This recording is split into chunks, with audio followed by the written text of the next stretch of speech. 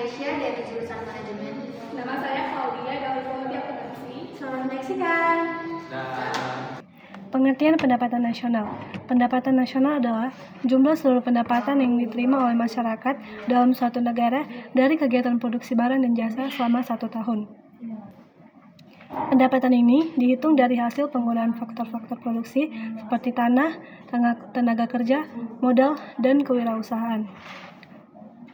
Fungsi pendapatan nasionalnya.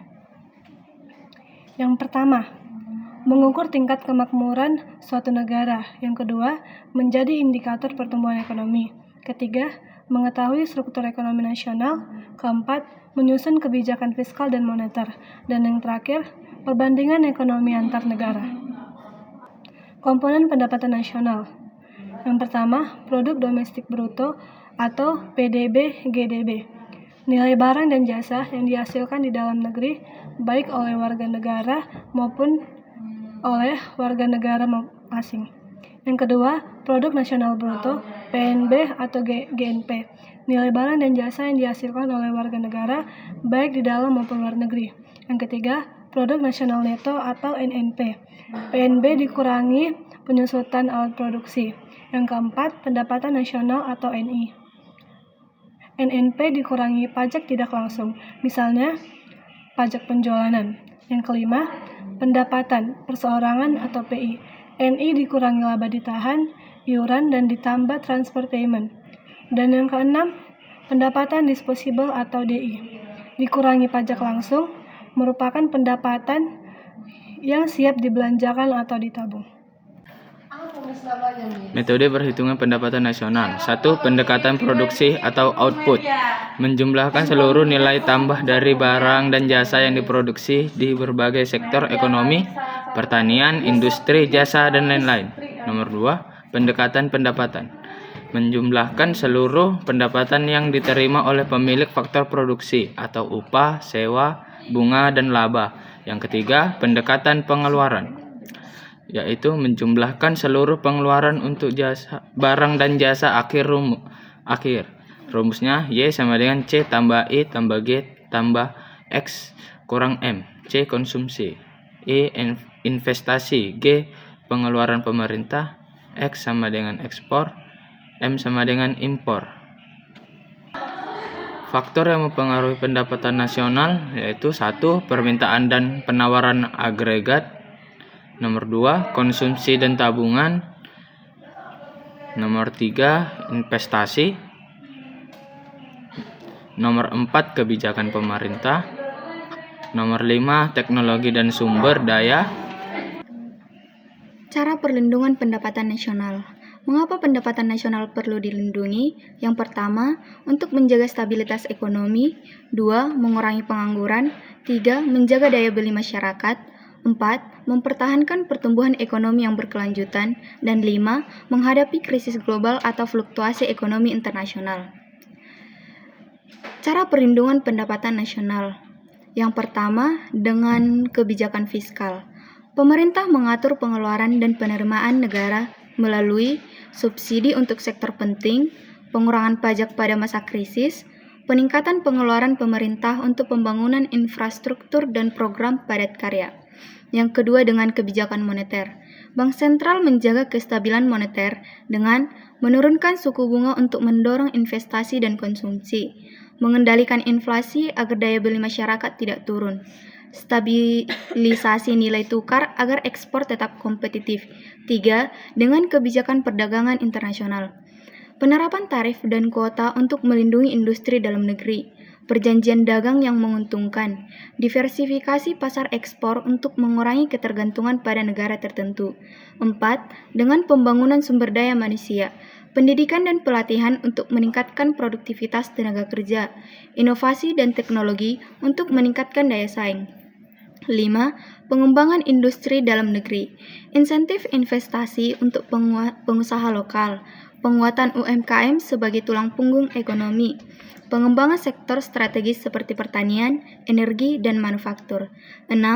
Cadangan devisa dan dana darurat. Menjaga cadangan devisa untuk mengantisipasi guncangan ekonomi global. Dana stabilisasi untuk intervensi pasar saat krisis. 7. Stabilitas politik dan hukum. Kepastian hukum bagi dunia usaha. Stabilitas politik untuk menciptakan iklim investasi dan kondusif.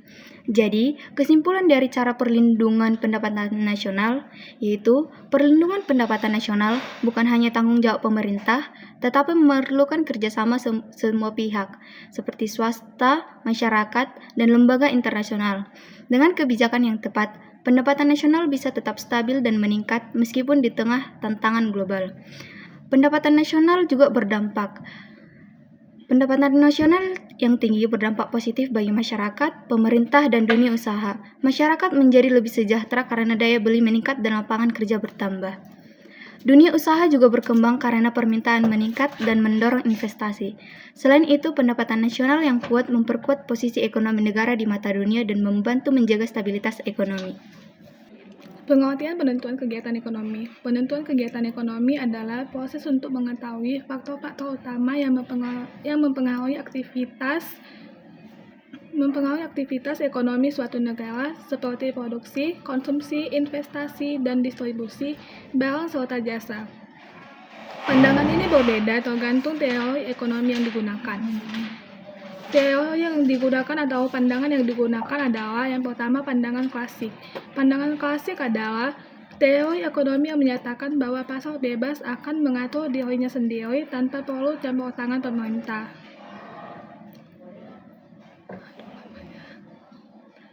Ciri-cirinya ialah dikenal dengan hukum Say atau Say Law, yang dimana artinya itu ialah supply creates its own demand. Ialah harga dan upah fleksibel, tingkat pengangguran selalu menuju nol atau pasar tenaga kerja efisien. Peran pemerintah sangat minimal. Penentu kegiatan ekonomi ialah penawaran atau produksi dan investasi, faktor produksi, tanah, tenaga kerja, dan modal. Pandangan Keynes atau Keynesian. Pandangan Keynesian menekankan bahwa permintaan agregat sangat berperan dalam menentukan kegiatan ekonomi, terutama dalam jangka pendek. Ciri-cirinya, yang pertama, pasar bisa gagal mencapai keseimbangan sendiri. Yang kedua, ada kemungkinan terjadi pengangguran jangka panjang. Yang ketiga, harga dan upah tidak selalu fleksibel. Keempat, pemerintah perlu aktif melalui kebijakan fiskal dan moneter. Penentu kegiatan ekonomi. Permintaan agregat adalah seperti konsumsi, tambah investasi, tambah belanja pemerintah, tambah ekspor dan impor. Intervensi pemerintah sangat penting. Yang ketiga, pendekatan masa kini atau modern. Pendekatan modern adalah kombinasi antara pandangan klasik dan Keynesian dengan tambahan pengaruh dari teknologi, globalisasi, dan ekspektasi masyarakat. Ciri-cirinya yang pertama, mengakui efisiensi pasar dalam jangka panjang atau klasik. Yang kedua, mengakui ketidakstabilan pasar dalam jangka pendek atau Keynes. Yang ketiga, menambahkan faktor baru, teknologi, kebijakan global, ekspektasi pelaku ekonomi. Keempat, menganalisis kegiatan ekonomi secara makro dan mikro. Penentu kegiatan ekonomi. Yang pertama, permintaan dan penawaran agregat. Yang kedua, intervensi pemerintah. Ketiga, perubahan teknologi dan globalisasi. Yang keempat, ekspektasi pelaku ekonomi, konsumen atau produsen.